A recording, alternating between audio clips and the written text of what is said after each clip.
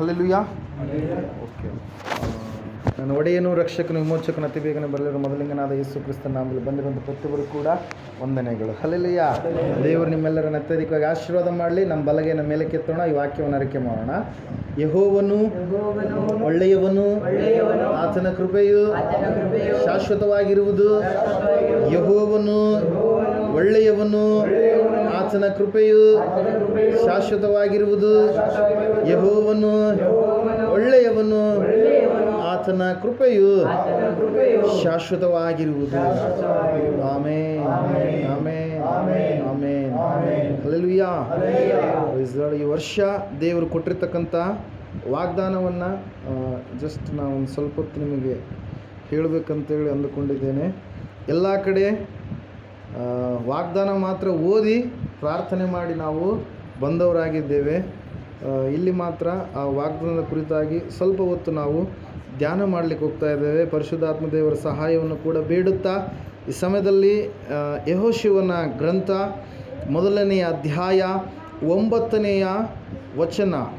ಯೆಹೋಶುವನ ಗ್ರಂಥ 1ನೇ ಅಧ್ಯಾಯ 7ರಿಂದ 9ನೇ ವಚನದವರೆಗೆ ಓದಿಕೊಳ್ಳೋಣ.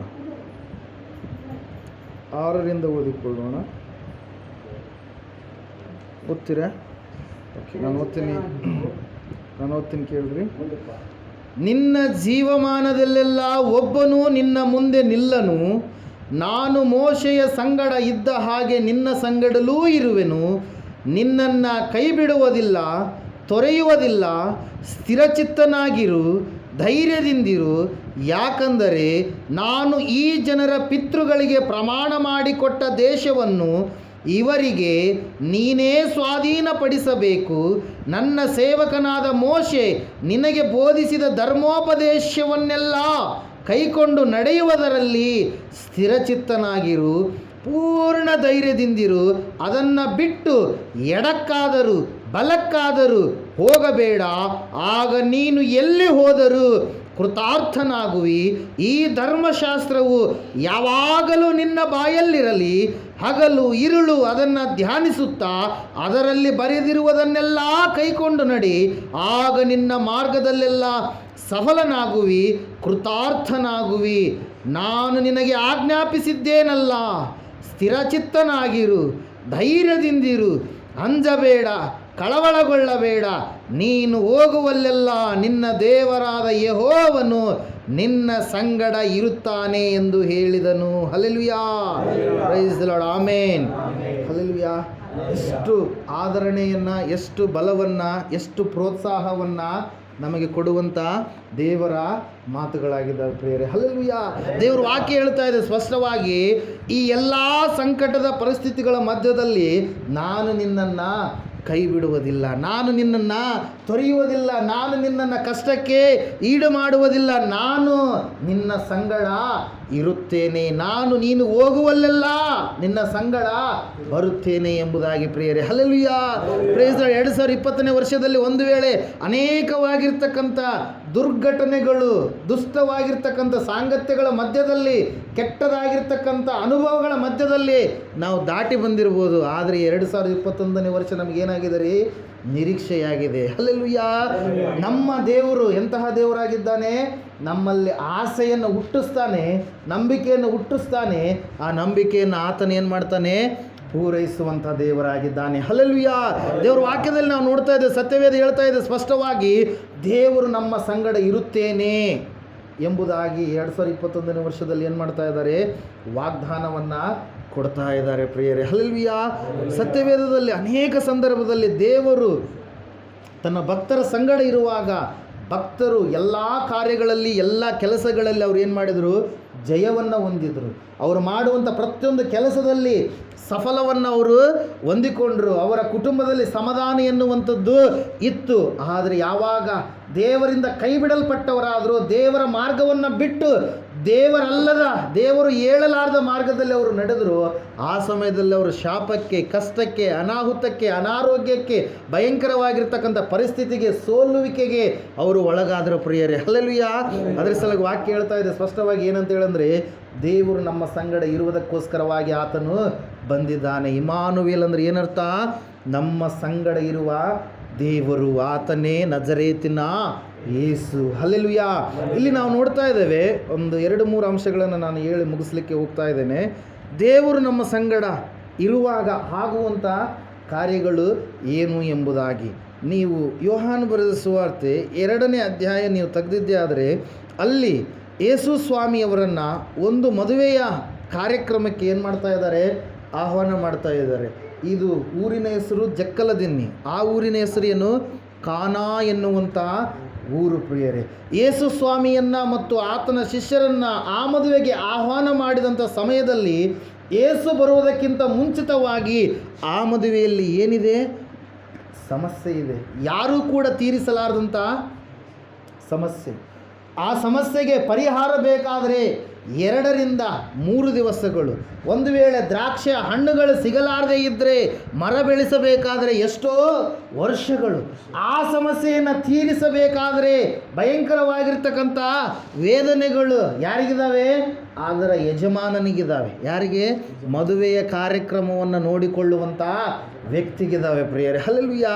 ಅಲ್ಲಿ ಅವರ ಸಂಪ್ರದಾಯದ ಪ್ರಕಾರವಾಗಿ, ಸಂಸ್ಕೃತಿಯ ಪ್ರಕಾರವಾಗಿ ಮದುವೆಯ ಸಮಯದಲ್ಲಿ ದ್ರಾಕ್ಷಾರಸವನ್ನು ಜನರಿಗೆ ಕೊಡ್ತಾ ಇದ್ದರು. ಏನು ಕೊಡ್ತಾ ಇದ್ರು, ದ್ರಾಕ್ಷಾರಸ. ದ್ರಾಕ್ಷಾರಸ ಅಂದರೆ ನೀವು ಆಲ್ಕೋಹಾಲ್ ಅಂದ್ಕೊಂಬೇಡಿ, ಸರಾಯಿ ಅಲ್ಲ, ಏನ್ರಿ, ಒಳ್ಳೆಯ ಹಣ್ಣಿನ ರಸ, ದ್ರಾಕ್ಷೆ ಹಣ್ಣಿನ ರಸ. ಇವಾಗೆಲ್ಲ ಬಂದಿರೋದು ಏನಾಗಿದೆ, ಇದು ಹೈಬ್ರಿಡ್ ಅಂತೀವಲ್ಲ, ಹೈಬ್ರಿಡ್. ಅವಾಗಿಂದೆಲ್ಲ ಏನ್ರಿ, ಅದು ಒರಿಜಿನಲ್, ಭಾಳ ಟೇಸ್ಟಾಗಿ ರುಚಿಕರವಾಗಿರ್ತಕ್ಕಂಥ ದ್ರಾಕ್ಷೆಯ ಹಣ್ಣಿನ ರಸ ಪ್ರಿಯರೇ. ಆ ದ್ರಾಕ್ಷೆಯ ಹಣ್ಣಿನ ರಸ ಏನಾಗ್ಬಿಟ್ಟಿದೆ, ಆ ಮದುವೆಯಲ್ಲಿ ಖಾಲಿ ಆಗಿಬಿಟ್ಟಿದೆ, ಮುಗಿದೋಗ್ಬಿಟ್ಟಿದೆ.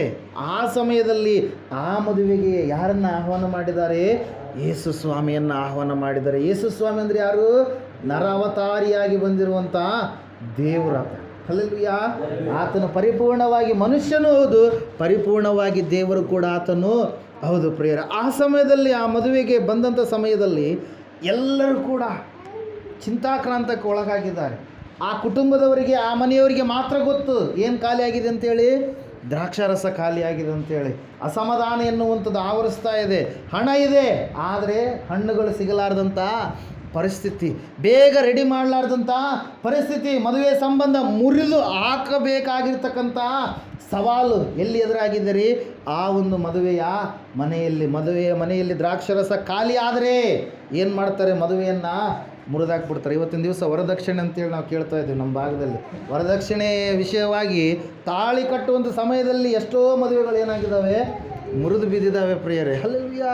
ಅದ್ರ ಸಲುವಾಗಿ ವಾಕ್ಯದಲ್ಲಿ ನಾವು ನೋಡ್ತಾ ಇದ್ದೇವೆ, ಅವರ ಸಂಸ್ಕೃತಿಯ ಪ್ರಕಾರವಾಗಿ ಆ ರೀತಿಯಾಗಿರಬೇಕಾದ್ರೆ, ಆ ಸಮಸ್ಯೆ ಅವರನ್ನು ಕಾಡ್ತಾ ಇರಬೇಕಾದ್ರೆ, ಆ ಸಮಸ್ಯೆಯಿಂದ ಹೊರಗಡೆ ಬರಲಾರ್ದಂಥ ಪರಿಸ್ಥಿತಿಯಲ್ಲಿ ಅವರು ಇರಬೇಕಾದ್ರೆ ಯೇಸು ಸ್ವಾಮಿಯವರು ಅಲ್ಲಿಗೆ ಬಂದರು ಪ್ರಿಯರೇ. ಸ್ವಾಮಿಯವ್ರನ್ನ ಅವರು ಆಹ್ವಾನ ಮಾಡಿದ್ರು. ಸ್ವಾಮಿಯವರು ಆ ಸ್ಥಳಕ್ಕೆ ಬಂದಂಥ ಸಮಯದಲ್ಲಿ ಆ ವಿಷಯ ಯಾರಿಗೆ ಗೊತ್ತಾಯಿತು, ಮರಿಯಮ್ಮಗೆ ಗೊತ್ತಾಯಿತು.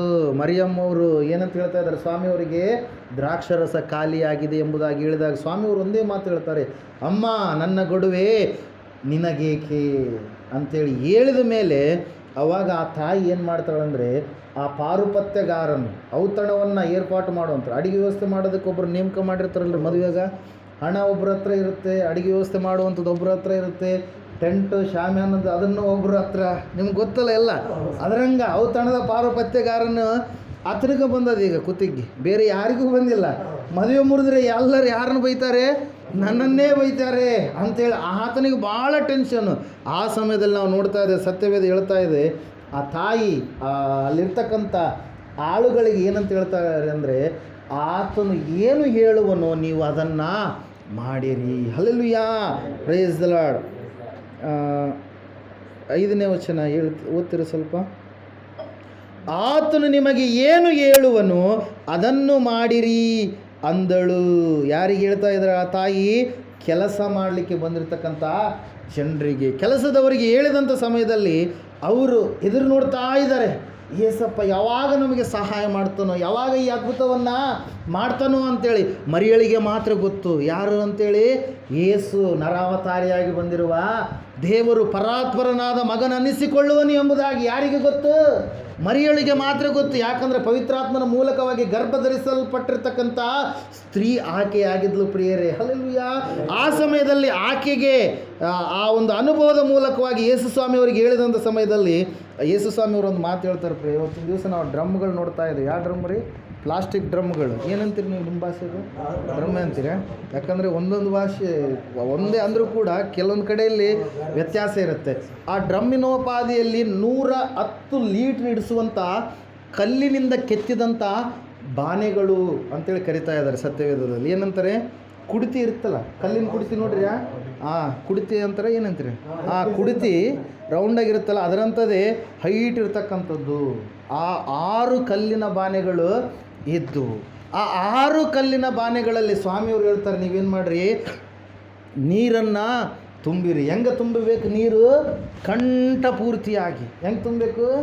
ಕಂಠಪೂರ್ತಿ ಅಂದರೆ ಕಂಪ್ಲೀಟಾಗಿ ಕಲ್ಲಿನ ಬಾನೆ ಕಂಪ್ಲೀಟಾಗಿ ತುಂಬಿಕೊಳ್ಳುವ ಹಾಗೆ ಕಂಠಪೂರ್ತಿಯಾಗಿ ನೀರನ್ನು ತುಂಬಿರಿ ಎಂಬುದಾಗಿ ಹೇಳಿದಾಗ ಅವರು ಆ ಕೆಲಸವನ್ನು ಮಾಡ್ತಾರೆ. ಆವಾಗ ಸ್ವಾಮಿಯವರು ಒಂದೇ ಒಂದು ಮಾತು ಹೇಳ್ತಾರೆ, ಈಗ ನೀವು ಆ ದ್ರಾಕ್ಷಾರಸವನ್ನು ತೆಗೆದುಕೊಂಡು ಏನು ಮಾಡಿರಿ, ಔತಣದ ಪಾರುಪತ್ಯಗಾರನಿಗೆ ಕೊಡಿರಿ ಅಂತೇಳಿ. ತುಂಬಿದ್ದೇನು? ನೀರು. ಹಲ್ಲೆಲೂಯಾ. ನೀರನ್ನು ತುಂಬಿದ್ರು, ತೋಡಿದ್ದಾರೆ. ತೋಡಿದ್ದೇನು? ನೀರು. ಔತಣದ ಪಾರುಪತ್ಯಗಾರನಿಗೆ ಹೋಗಿ ಕೊಟ್ಟರೆ ಆತ ಟೇಸ್ಟ್ ಮಾಡ್ತಾ ಇದ್ದಾನೆ ಆ ನೀರನ್ನು, ಆದರೆ ಅದು ನೀರಾಗಿ ಇರಲಿಲ್ಲ. ಏನಾಗಿತ್ತು? ಅದು ದ್ರಾಕ್ಷಾರಸವಾಗಿ ಮಾರ್ಪಟ್ಟಿತ್ತು. ಹಲ್ಲೆಲೂಯಾ. ಅದುವೇ ದೇವರ ಒಂದು ಕಾರ್ಯವಾಗಿದೆ. ಸಮಸ್ಯೆ ದೇವ್ರು ಏನು ಮಾಡ್ತಾನೆ ರೀ? ಪರಿಹಾರ ಮಾಡ್ತಾನೆ. ಯೇಸು ಬರ್ತಾನೆ ನಮ್ಮ ಜೊತೆಗೆ. ಏನು ಮಾಡ್ತಾನೆ? ನಮಗೆ ಇರುವಂಥ ಸಮಸ್ಯೆಯನ್ನು ನೀಗಿಸ್ತಾನೆ. ಆ ಸಮಸ್ಯೆ ತೀರಿಸಲಾರದ ಒಂದು ಸಮಸ್ಯೆಯಾಗಿತ್ತು. ಯಾಕಂದರೆ ಮದುವೆ ಕಾರ್ಯ ನಡೀತಾ ಇದೆ. ಹಲ್ಲೆಲೂಯಾ. ದ್ರಾಕ್ಷಿ ಹಣ್ಣು ತಂದು ತುಳಿಬೇಕು, ಅದಕ್ಕೆ ಬೇಕಾಗಿರ್ತಕ್ಕಂಥ ಎಷ್ಟೋ ಕೆಲಸ ಇದೆ. ಮೊದಲು ಮದುವೆಗಳಲ್ಲಿ ಅದು ಸಕ್ರಿದೇನು ಅಂತಿದ್ರು, ಏನದು? ಕಲ್ಸಕ್ರೆ ಅಲ್ಲ, ಅದು ಮದುವೆ ಟೈಮ್ನಾಗ ಊಟ ಮಾಡಿಸ್ ಅದು ಮಾಡಬೇಕಾದ್ರೆ ಬಿಫೋರ್ ಪ್ರಿಪ್ರೇಷನ್ ಎಷ್ಟೋ ಮಾಡಬೇಕಾ ಇಲ್ರಿ? ಎಷ್ಟೋ ಪ್ರಿಪ್ರೇಷನ್ ಮಾಡೋಕೆ. ಯಾವುದೇ ಕೆಲಸ ಮಾಡಬೇಕಾದ್ರೆ ಭಾಳ ಒಂದು ಶ್ರಮೆ ಇರುತ್ತೆ ಅಡುಗೆ ಒಂದು ವಿಷಯದಲ್ಲಿ. ಅದರಂಗೆ ಈ ಹಣ್ಣಿನ ರಸ ಮಾಡಬೇಕಾದ್ರೆ ಏನು ಮಾಡಬೇಕ್ರಿ? ಹಣ್ಣುಗಳನ್ನು ಕೊಂಡುಕೊಂಡಾದರೂ ಬರಬೇಕು. ದ್ರಾಕ್ಷಿ ತೋಟ ಇದ್ದರೆ ದ್ರಾಕ್ಷಿ ತೋಟದಿಂದ ಹರ್ಕೊಂಡಾದರೂ ಬಂದು ಅದನ್ನೇನು ಮಾಡೋದು? ಚೆನ್ನಾಗಿ ತುಳಿಬೇಕು. ತುಳಿದು ರಸವನ್ನೆಲ್ಲ ಬೇರ್ಪಡಿಸಿ ಅದಕ್ಕೆ ಬೇಕಾಗಿರ್ತಕ್ಕಂಥ ಸಿಹಿಯನ್ನು ಏನು ಮಾಡಬೇಕ್ರಿ? ಕೂಡಿಸ್ಬೇಕು. ಅದೆಲ್ಲ ಕಾರ್ಯ ಇದೆ. ಆದರೆ ಒಂದೇ ಒಂದು ಮಾತು ಯಾರಿಂದ ಬಂದಿರುವಂಥದ್ದು? ದೇವರಿಂದ ಬಂದಿರುವಂಥದ್ದು. ಅದರ ಸಲುವಾಗಿ ವಾಕ್ಯದಲ್ಲಿ ನಾವು ನೋಡ್ತಾ ಇದ್ದೇವೆ, ದೇವರು ಈ ವರ್ಷ ನಿನ್ನ ಜೊತೆಗೆ ಬರ್ತಾನೆ, ನಿನ್ನ ಸಮಸ್ಯೆಯನ್ನು ಆತನೇನು ಮಾಡ್ತಾನೆ? ಪರಿಹಾರ ಮಾಡ್ತಾನೆ. ಹಲ್ಲೆಲೂಯಾ. ಆ ಒಂದು ನಂಬಿಕೆ ನಮ್ಮಲ್ಲಿ ಇರಬೇಕು. ಈ ಮಾತನ್ನು ದೇವರು ಯಾರಿಗೆ ಹೇಳ್ತಾ ಇದ್ದಾರೆ ರೀ? ಯೆಹೋಶುವನಿಗೆ ಹೇಳ್ತಾ ಇದ್ದಾರೆ. ಏನಂತೇಳಿ? ನೀನು ಎಡಕ್ಕೆ ಹೋಗಬೇಡ, ಬಲಕ್ಕೆ ಕೂಡ ಹೋಗಬೇಡ. ಇದರಲ್ಲಿ ಏನು ಬರೆದಿದೆಯೋ ಅದನ್ನು ನೀನೇನು ಮಾಡು? ಕೈಕೊಂಡು ನಡೆಯುವಂಥದ್ದು ಭಾಳ ಮುಖ್ಯ. ಹೇಳೋದು ಸುಲಭ, ಆದರೆ ನಡೆಯುವಂಥದ್ದು ಬಹಳ ಮುಖ್ಯ ಪ್ರಿಯರೇ. ನಾವು ಅನೇಕರನ್ನು ನೋಡ್ತಾ ಇರ್ತೀವಿ ವಿಶ್ವಾಸ ಜೀವಿತದಲ್ಲಿ, ಸಾಕ್ಷಿಯ ಜೀವಿತವನ್ನು ಅನೇಕರು ಈ ಅಂತ್ಯಕಾಲದಲ್ಲಿ ಏನು ಮಾಡ್ತಾ ಇದ್ದಾರೆ? ಹಾಳು ಮಾಡ್ಕೊಳ್ತಾ ಇದ್ದಾರೆ, ಕಳೆದುಕೊಳ್ತಾ ಇದ್ದಾರೆ. ಕಾರಣ ಏನ್ರಿ? ಅವರನ್ನು ಸೈತಾನನ ಸೆಳವಿಗೆ ಅವ್ರು ಏನು ಮಾಡಿಬಿಟ್ಟಿದ್ದಾರೆ? ಸಿಲುಕಿಕೊಂಡಿದ್ದಾರೆ. ಸೈತಾನನಿಗೆ ಏನು ಮಾಡಿದ್ದಾರೆ? ಅವಕಾಶ ಕೊಟ್ಟಿದ್ದಾರೆ. ಅದರ ಸಲುವಾಗಿ ವಾಕ್ಯದಲ್ಲಿ ನಾವು ನೋಡ್ತಾ ಇದ್ದೇವೆ, ಸತ್ಯವೇದ ಹೇಳ್ತಾ ಇದೆ, ಯೇಸು ಬರುವಾಗ ನಿನಗೇನು ಮಾಡ್ತಾನತ್ತ? ನಿನ್ನ ಸಮಸ್ಯೆಯನ್ನು ಏನು ಮಾಡ್ತಾನೆ? ಪರಿಹಾರ ಮಾಡ್ತಾನೆ. ಅದೇ ಲೂಕನು ಬರೆದ ಸುವಾರ್ತೆ 5ನೇ ಅಧ್ಯಾಯದಲ್ಲಿ ನಾವು ನೋಡಿದ್ದೆ. ಆದರೆ ರಾತ್ರಿಯೆಲ್ಲ ಪ್ರಯಾಸ ಪಡ್ತಾ ಇದ್ದಾರೆ. ಅವರು ಮೀನು ಹಿಡಿಯುವಂಥ ವ್ಯಕ್ತಿಗಳು, ಏನಂತೀವಿ ನಮ್ಮ ಭಾಷೆಯಲ್ಲಿ? ಮೀನು ಹಿಡಿಯುವವರಿಗೆ ಬೆಸ್ತರು ಅಂತೇಳಿ ಸತ್ಯವೇದ ಹೇಳುತ್ತೆ. ನಿಮ್ಮ ಭಾಷೆಯಲ್ಲಿ ಏನಂತೀರಿ? ಮೀನುಗಾರರು ಅಂತೀರಿ? ಮೀನುಗಾರರು ರಾತ್ರಿಯೆಲ್ಲ ಮೀನುಗಳನ್ನು ಏನು ಮಾಡ್ತಾ ಇದ್ದಾರೆ? ಹಿಡಿಯುವುದಕ್ಕೋಸ್ಕರವಾಗಿ, ಮೀನಿನ ಬೇಟೆಗೋಸ್ಕರವಾಗಿ ಹೋಗಿದ್ದಾರೆ ಪ್ರಿಯರೇ. ಹೋದಂಥ ಸಮಯದಲ್ಲಿ ಪ್ರಯಾಸ ಪಡ್ತಾ ಇದ್ದಾರೆ, ಬಲೆಗಳನ್ನು ಹಾಕ್ತಾ ಇದ್ದಾರೆ, ತೆಗಿತಾ ಇದ್ದಾರೆ. ಆದರೆ ಒಂದು ಮೀನು ಕೂಡ ಅವರಿಗೆ ಸಿಗ್ತಾ ಇಲ್ಲ. ಪ್ರಾರಂಭದಿಂದ 8 ಗಂಟೆಯಿಂದ ಹಿಡಿದು ಬೆಳಗ್ಗಿನವರೆಗೂ ಕೂಡ ಅವ್ರು ಏನು ಮಾಡಿದ್ದಾರೆ? ಪ್ರಯಾಸ ಪಡ್ತಾ ಇದ್ದಾರೆ ಪ್ರಿಯರೇ. ನೋಡಿದಾಗ ಬಹಳ ನಿರುತ್ಸಾಹ, ಬಹಳ ಜಿಗುಪ್ಸೆ. ಕಾರಣ ಏನು? ಅವರು ಮಾಡುವಂಥ ವೃತ್ತಿನೇ ಆ ಮೀನು ಹಿಡಿಯುವಂಥ ವೃತ್ತಿ ಪ್ರಿಯರೇ. ಆದರೆ ಆ ಸಮಯದಲ್ಲಿ ಅವರು ಮುಂಜಾನೆ ಆದಾಗ, ನೀವು ಕೆಲಸ ಆದಮೇಲೆ ಗಾರೆ ಕೆಲಸ ಮಾಡೋರು ಇರ್ತಾರೆ, ಕೆಲಸ ಆದಮೇಲೆ ಏನು ಮಾಡ್ತೀರಿ? ಸಾಮಾನುಗಳನ್ನೆಲ್ಲ ಕ್ಲೀನ್ ಮಾಡ್ತೀರಿ. ರೊಟ್ಟಿ ಮಾಡ್ತಾ ಇರ್ತೀರಿ, ರೊಟ್ಟಿ ಮಾಡಿದ್ಮೇಲೆ ಬಂಡೆ ಎಲ್ಲ ಏನು ಮಾಡ್ತೀರಿ ನೀವು? ಕ್ಲೀನ್ ಮಾಡ್ತೀರಿ. ಅಡಿಗೆ ಆದಮೇಲೆ, ಊಟ ಆದಮೇಲೆ ಏನು ಮಾಡ್ತೀರಿ ನೀವೆಲ್ಲ? ಕ್ಲೀನ್ ಮಾಡ್ತೀರಿ ಪಾತ್ರೆಗಳನ್ನು. ಅದೇ ರೀತಿಯಾಗಿ ಇವರು ಬೆಸ್ತರು ಏನು ಮಾಡ್ತಾರಂದರೆ, ಆ ಮೀನಿನ ಬಲೆಗಳನ್ನು ಹಿಡಿಯುವಂಥದ್ದು ಆದಮೇಲೆ ಏನು ಮಾಡ್ತಾರೆ? ಅದನ್ನು ಕ್ಲೀನ್ ಮಾಡಿ ಒಂದತ್ರ ಇಡ್ತಾರೆ ಪ್ರೇರೆ. ಕ್ಲೀನ್ ಮಾಡಲಾರ್ದು ಇದ್ರೆ ಏನಾಗುತ್ತೆ? ಅದು ಭಾಳ ದಿವಸ ಬಾಳಿಕೆ ಬರೋದಿಲ್ಲ. ಹಲ್ಲೆಲೂಯಾ. ಅವರು ಏನು ಮಾಡ್ತಾ ಇದ್ದಾರೆ ಅಂದರೆ ಕ್ಲೀನ್ ಮಾಡ್ಕೊಂತ ಇದ್ದಾರೆ. ಆ ಸಮಯದಲ್ಲಿ ಸ್ವಾಮಿಯವರು ಅಲ್ಲಿಗೆ ಬರ್ತಾರಂತೇಳಿ ಅವ್ರು ಯಾರು ಕೂಡ ನಿರೀಕ್ಷೆಯನ್ನು ಇಟ್ಕೊಂಡಿರೋದಿಲ್ಲ. ಆದರೆ ಯೇಸು ಅವರನ್ನು ಹುಡುಕಿಕೊಂಡು ಆ ಸ್ಥಳಕ್ಕೆ ಹೊರಟು ಬಂದರು ಪ್ರೇರೆ. ಯಾವ ರೀತಿಯಾಗಿ ದೇವರು ಅದ್ಭುತ ಮಾಡಿದ್ರಂದರೆ, ಅಲ್ಲಿ ಜನರು ಗುಂಪು ಗುಂಪಾಗಿ ಯೇಸು ಸ್ವಾಮಿ ಹತ್ರಕ್ಕೆ ಬಂದು ಆತನನ್ನು ಮುಟ್ಟಬೇಕು, ಆತನ ಮಾತುಗಳನ್ನು ಕೇಳಬೇಕು, ಆತನ ಮರ್ಮಗಳನ್ನು ಪರಲೋಕದ ಕುರಿತಾಗಿ ತಿಳಿಸ್ತಾನೆ ಅಂತೇಳಿ ಆತನ ಬಾಯಿಂದ ಬರುವಂಥ ಮಾತನ್ನು ಕೇಳಬೇಕಂತೇಳಿ ಎಲ್ಲರೂ ಗುಂಪು ಗುಂಪಾಗಿ ಬರುವಾಗ, ಒತ್ತಿಕೊಂಡು ಬರುವಾಗ ಯೇಸು ಸ್ವಾಮಿ ಅವ್ರು ಏನು ಮಾಡಿದರು? ಅಲ್ಲಿ ನಿಂತುಕೊಂಡು ಸ್ವಲ್ಪ ಸ್ಥಳ ಅವಕಾಶ ಕೊಟ್ಟಿದ್ದರಿಂದ ಈ ಕಡೆ ಎಲ್ಲ ಏನಿದೆ? ಸಮುದ್ರ ಇದೆ. ಅಲ್ಲಿ ಏನು ನಿಂತ್ಕೊಂಡಿದ್ದಾವೆ? 2 ಹಡಗುಗಳು ನಿಂತ್ಕೊಂಡಿದ್ದಾವೆ. ಸಡನ್ನಾಗಿ ಆ ಹಡಗನ್ನು ಏನು ಮಾಡಿದ್ರಿ? ಏರಿ ನಿಂತ್ಕೊಂಡು ಆ ಜನರಿಗೆ ಉಪದೇಶ ಮಾಡೋದಕ್ಕೆ ಪುನಃ ಪ್ರಾರಂಭ ಮಾಡಿದ್ರು. ಉಪದೇಶ ಮಾಡ್ತಾ ಇದ್ದಾರೆ. ಜನರಿಗೆ ಹತ್ರಕ್ಕೆ ಬರ್ತಲ್ಲ, ಯಾಕಂದ್ರೆ ಸ್ವಲ್ಪ ಡಿಸ್ಟೆನ್ಸ್ ಆಯಿತು. ಅಲ್ಲಿ ಶಿಷ್ಯರು ಹಂಗೆ, ಇವ್ರಿಗೆ ಹೆಂಗಿದ್ದಾರೆ ಶಿಷ್ಯರು? ಇವತ್ತಿನ ದಿವಸ ನೋಡ್ತೀವಲ್ಲ, ಏನಂತಾರೆ ಅವ್ರಿಗೆ? ಸೆಕ್ಯೂರಿಟಿ ಗಾರ್ಡ್ಗಳ, ಏನು ಬಾಡಿಗಾರ್ಡ್ ಉಪಾಧಿಯಲ್ಲಿ ಈ ಶಿಷ್ಯರು ಏನು ಮಾಡ್ತಾ ಇದ್ದಾರೆ? ಸ್ವಾಮಿನ ನೀವು ಟಚ್ ಮಾಡಬೇಡ್ರಿ ಅಂತೇಳಿ ಅಂತ ಇದ್ದಾರೆ. ಆದರೆ ಸ್ವಾಮಿಯವ್ರು ಏನು ಮಾಡ್ತಾ ಇದ್ದಾರೆ? ಆ ಒಂದು ಹಡಗಿನಲ್ಲಿ ಉಪದೇಶವನ್ನು ಮಾಡ್ತಾ ಇರಬೇಕಾದ್ರೆ, ಉಪದೇಶ ಮಾಡುವಂಥದ್ದು ಮುಗಿದ ಮೇಲೆ ಅಲ್ಲಿ ನಾವು ನೋಡ್ತಾ ಇದ್ದೇವೆ 5ನೇ ಅಧ್ಯಾಯ 1ನೇ ವಚನದಲ್ಲಿ, ಒಂದಾನೊಂದು ದಿವಸ ಜನರು ಒತ್ತಾಗಿ ಬಂದು ಆತನ ಮೇಲೆ ಬಿದ್ದುಕೊಂಡು ದೇವರ ವಾಕ್ಯಗಳನ್ನು ಕೇಳುತ್ತಿರಲು ಗೆನೆಜರೇತ್ ಕೆರೆಯ ಅಂಚಿನಲ್ಲಿ ನಿಂತಿದ್ದ ಆತನು ಆ ಕೆರೆಯ ದಡದಲ್ಲಿ 2 ದೋಣಿಗಳನ್ನು ಕಂಡನು. ಬೆಸ್ತರು ಅವುಗಳೊಳಗಿಂದ ಹೊರಗೆ ಬಂದು ತಮ್ಮ ಬಲೆಗಳನ್ನು ತೊಳೆಯುತ್ತಿದ್ದರು. Hallelujah, praise lord. ಎಲ್ಲ ಹೇಳುವಂಥದ್ದು ಮುಗಿದ ಮೇಲೆ ಸ್ವಾಮಿಯವ್ರು ಏನು ಮಾಡ್ತಾರಂದರೆ, ಅವ್ರನ್ನ ಜನರು ಅಲ್ಲಿಂದ ಹೋದ ಮೇಲೆ ಹೇಳ್ತಾ ಇದ್ದಾರೆ. ಯಾರಿಗೆ? ಬೆಸ್ತರು. ಅಲ್ಲಿ ಯಾರಿದ್ದಾರೆ? ಸೀಮೋನ್ ಪೇತ್ರನಿದ್ದಾನೆ, ಅವನ ತಮ್ಮನಾಗಿರ್ತಕ್ಕಂಥ ಅಂದ್ರೆಯನಿದ್ದಾನೆ, ಯೋಹಾನನಿದ್ದಾನೆ, ಯಾಕೋಬನಿದ್ದಾನೆ, ಮತ್ತು ಬೇರೆ ಅವರ ಸಹೋದರರೆಲ್ಲರೂ ಕೂಡ, ಸಂಗಡಿಗರೆಲ್ಲರೂ ಕೂಡ ಇದ್ದಾರೆ ಪ್ರಿಯರೇ. ಅವ್ರು ಏನು ಮಾಡ್ತಾ ಇದ್ದಾರೆ? ಅವ್ರ ಕೆಲಸ ಏನು? ಮೀನು ಹಿಡಿಯುವಂಥದ್ದು. ನಮ್ಮ ಕೆಲಸ ಏನು? ವ್ಯವಸಾಯ ಮಾಡ್ತೀವಲ್ಲ ನಾವು, ಅದ್ರಂಗೆ ಅವ್ರ ಕೆಲಸ ಏನು ರೀ? ಮೀನು ಹಿಡಿಯುವಂಥದ್ದು. ಮೀನು ಹಿಡಿಲಾರ್ದಂಥ ಒಂದು ಪರಿಸ್ಥಿತಿಗೆ ಅವರು ಜಾರಿದ್ದಾರೆ. ಅವರಿಗೆ ಸ್ವಾಮಿಯವರು ದೋಣಿಯಲ್ಲಿ ನಿಂತ್ಕೊಂಡು ಹೇಳ್ತಾರೆ, ಬನ್ನಿ ಏನು ಮಾಡೋಣ? ಮೀನಿನ ಬೇಟೆಗಾಗಿ ನಾವು ಹೋಗೋಣ ಅಂತೇಳಿ. ಅವ್ರಿಗೆ ಹೆಂಗಾಗಿರ್ಬಾರ್ದು ಹೇಳಿ? ಯಾಕೆ ಹೇಳ್ರಿ? ರಾತ್ರಿಯೆಲ್ಲ ಮೀನನ್ನು ಹುಡುಕಿದ್ದಾರೆ, ಒಂದು ಮೀನು ಕೂಡ ಅವರಿಗೆ ಸಿಕ್ಕಿಲ್ಲ. ಆದರೆ ಸ್ವಾಮಿಯವರು ಕೇಳ್ತಾ ಇದ್ರು ಈಗ ಏನಂತೇಳಿ? ಬನ್ನಿ ಮೀನಿನ ಬೇಟೆಗಾಗಿ ನಾವು ಹೊರಡೋಣ ಅಂತೇಳಿ. Hallelujah, praise Lord. ಆದರೆ ಅಲ್ಲಿ ನಾವು ನೋಡ್ತಾ ಇದ್ದೇವೆ, ಪೇತ್ರನ ಒಂದು ಮಾತನ್ನು ಹೇಳ್ತಾ ಇದ್ದಾನೆ. ಏನಂತೇಳಂದರೆ, ಗುರುವೇ ನಿನ್ನ ಮಾತಿನ ಮೇರೆಗೆ ಅಂತೇಳಂತಾನೆ. ಏನಂತೇಳಿ?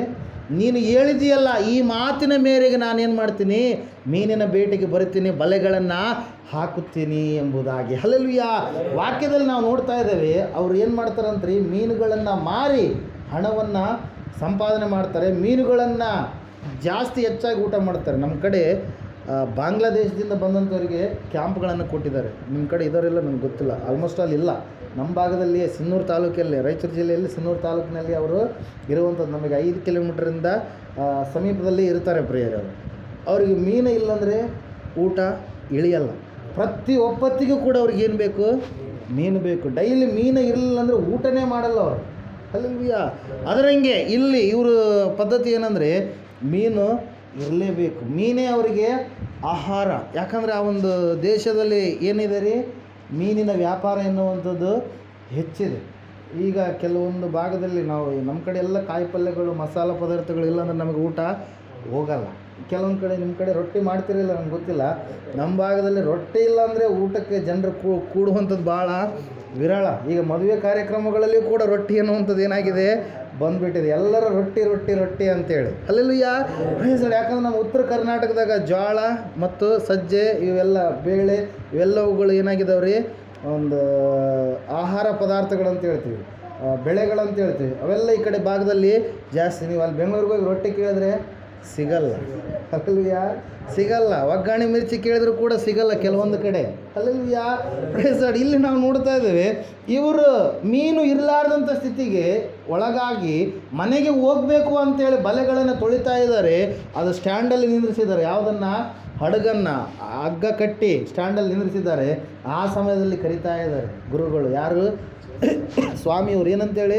ಬನ್ನಿ ಮೀನಿನ ಬೇಟೆಗಾಗಿ ಹೋಗೋಣ ಅಂತೇಳಿ. ಹಲ್ಲೆಲೂಯಾ, ಯೇಸು ಬಂದಿದ್ದಾನೆ ಅಲ್ಲಿ ಒಂದು ಅದ್ಭುತ ಮಾಡುವುದಕ್ಕೋಸ್ಕರವಾಗಿ. Hallelujah, praise lord. ಅವ್ರಿಗೆ ಹೇಳ್ತಾ ಇದ್ದಾನೆ. ಹೇಳಿದಾಗ ಪೇತ್ರನು ಹೇಳ್ತಾನೆ, ಸ್ವಾಮಿ ನಿನ್ನ ಮಾತಿನ ಮೇರೆಗೆ ನಾನು ಬಲೆಗಳನ್ನು ಹಾಕುತ್ತೇನೆ ಅಂತೇಳಿ ಬಲಗಡೆಗೆ ಬಲೆಗಳನ್ನು ಬೀಸಿರಿ. ಯಾವಾಗ ಬಲೆಗಳನ್ನು ಬೀಸಿದ್ರು ಅವ್ರು ಅಂದ್ಕೊಂಡರು, ರಾತ್ರಿಯಲ್ಲಿ ಹಿಂಗೆ ಹಾಕಿವಿ, ಹಿಂಗೆ ಹೇಳಿದೀವಿ, ಒಂದು ಬರ್ತಾ ಹೇಳಿ ಈಗೇನು ಆಗುತ್ತೇನೋ ಅಂತೇಳಿ ಒಳಗಡೆ ಅಂದ್ಕೊಳ್ತಾ ಏನು ಮಾಡ್ತಾ ಇದ್ದಾರೆ?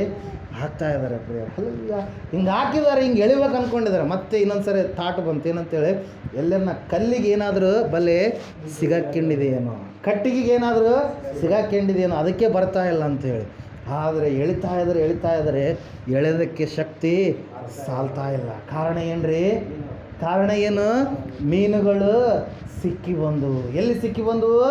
ಆ ಒಂದು ಬಲೆಗಳಲ್ಲಿ. ಕಾರಣ ಏನು? ಯೇಸು ಹೇಳಿದಂಥ ಮಾತು ಪ್ರಿಯರೇ. Hallelujah, praise Lord. ನಾನು ಅನ್ಕೊತೀನಿ ಯೇಸು ಸ್ವಾಮಿ ಮಾತುಗಳನ್ನು ಕೇಳೋದಕ್ಕೋಸ್ಕರವಾಗಿ ಕೂಡ ಆ ಮೀನುಗಳು ಏನಾಗಿದ್ದಾವೆ? ಎಲ್ಲೋ ದೂರದಲ್ಲಿರುವಂಥವುಗಳು ಅಲ್ಲಿಗೆ ಬಂದಿದ್ದಾವೆ ಪ್ರಿಯರೇ. Hallelujah, praise Lord. ದೇವರಿಗೆ ಅಸಾಧ್ಯವಾಗಿರುವಂಥದ್ದು ಯಾವುದು ಕೂಡ ಇಲ್ಲ. ಕೋಳಿ ಕೂಗೋದಕ್ಕಿಂತ ಮುಂಚಿತವಾಗಿ 3 ಸಾರಿ ಪೇತ್ರನ ನೀನೇನು ಮಾಡ್ತೀಯಾ? ಸುಳ್ಳು ಹೇಳ್ತೀಯ.